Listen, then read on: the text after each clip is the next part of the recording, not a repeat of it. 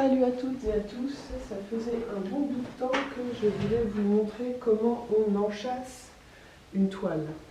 Vous achetez souvent des formats tout préparés venant des commerces divers et variés. Ces toiles sont souvent fragiles parce qu'elles sont souvent constituées de tissus qui sont uniquement composés de fibres de coton.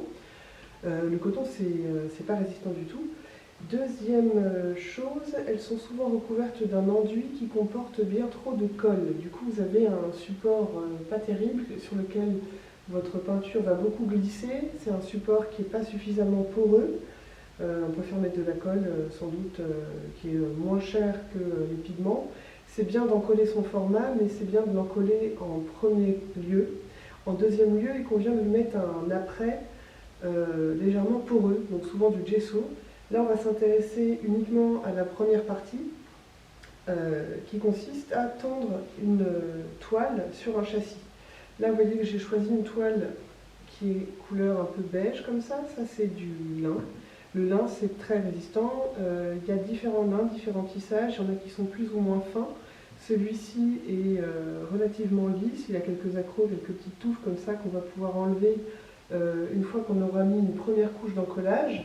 On attendra évidemment que ça sèche comme d'habitude et puis après on viendra la poncer.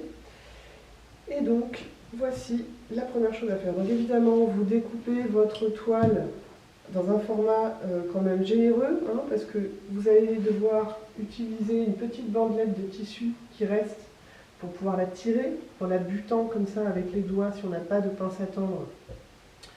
Vous butez comme ça vos doigts sur la planche et vous tirez le tissu. Voyez, je le fais comme ça. Je le fais comme ça. C'est le geste qu'on va faire pour enchâsser. Donc, je vais quand même enlever un petit excédent. On voit que là, il y a bien 10 cm à droite, alors qu'on a plutôt 7 à gauche. Donc, je vais en enlever 3-4 ici. Je n'en enlève pas trop parce que, comme je vous l'ai dit, c'est important d'en avoir une petite bandelette.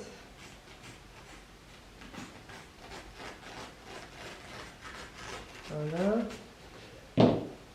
Alors si vous avez en plus la chance d'avoir la bande qui est recousue sur les côtés, c'est encore plus résistant.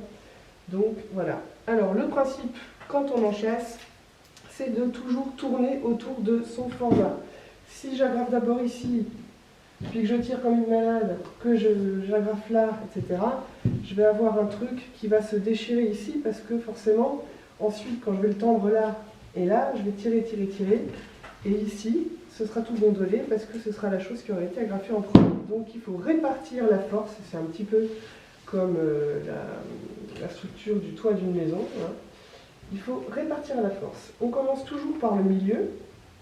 Attention, ça fait aussi beaucoup de bruit. Pour les oreilles sensibles, vous pouvez mettre des bouchons d'oreilles, c'est même conseillé. Ça fait quand même quelques petits chocs sonores. Donc là, vous voyez, je tire, je bute contre la toile. Je tire. Vous voyez, ça fait un pli au milieu, c'est normal. Ensuite, je continue de tourner. Donc j'ai fait un bord latéral. Alors là, je ne vais pas tirer comme ça, comme une folle. Je vais tirer la moitié, un petit peu, histoire que ça plisse des deux côtés là, mais que je vois que ça commence à plisser ici aussi. Et c'est à partir de maintenant, troisième agrafe centrale, que je peux commencer à vraiment tirer mon format le plus possible. Plus votre format sera petit, plus vous allez être obligé de vous faire un petit peu mal au doigt. Je conseille les pinces à tendre, sauf que je les déconseille pour toutes les toiles qui sont un alliage de lin-coton. Parce qu'en fait, avec la pression du poignet, vous avez la sensation de ce que vous tirez. Et la toile lin-coton, le coton étant donc très fragile, la toile lin-coton est plus fragile que la toile de lin pur. Et donc comme ça, vous éviterez les déchirures. Déchirures qui en général sont fréquentes à partir de ce niveau-là ou autour des agrafes. Donc avec les doigts, vous sentez mieux. Et il y a aussi une bonne ouïe, ou alors aidez-vous de quelqu'un qui entend bien, parce que les déchirures, ça s'entend aussi. Donc il faut prêter une grande attention à ce qu'on est en train de faire.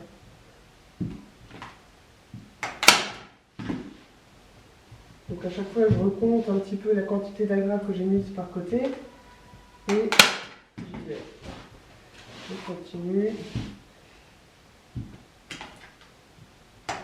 Alors évidemment, si j'en mets 1, 2, 3, 4, 2, 4, 6, 8 à un moment donné, ici je vais être pleine, tandis qu'ici j'aurai de la marge.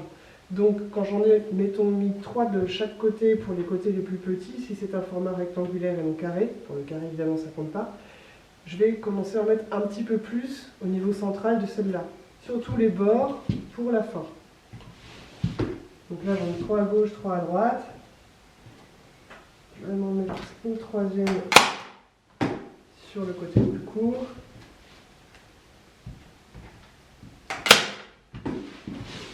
Et là, vous voyez, j'en mets directement 2 sur les côtés les plus longs, histoire que ma force soit toujours répartie.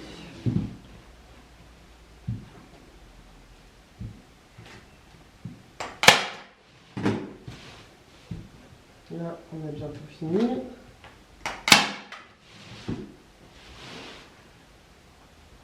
On tire, on tire, on tire. On a un mouvement qui va aller vers l'angle, hein. On ne tire pas vers le centre, on tire vers l'endroit où on va continuer d'agrafer. Avec une pince à tendre, souvent on tire trop et vu qu'on sent moins sa force,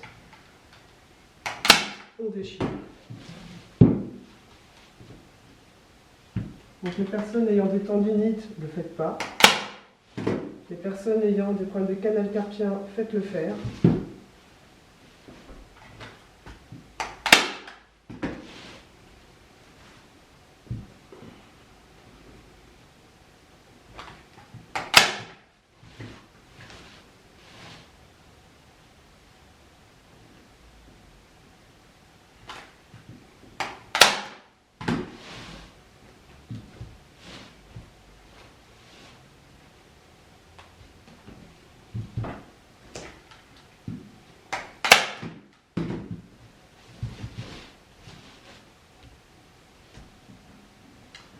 Donc là, on arrive vraiment à l'angle.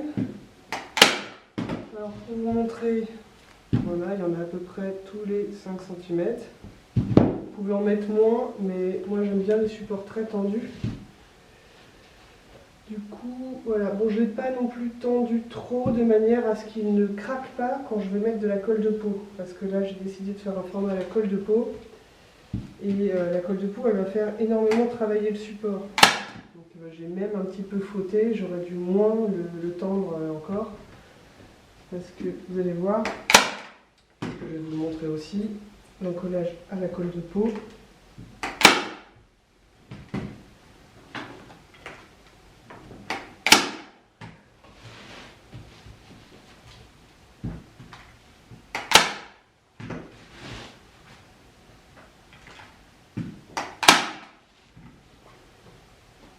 Et ensuite, on peut faire une pliure.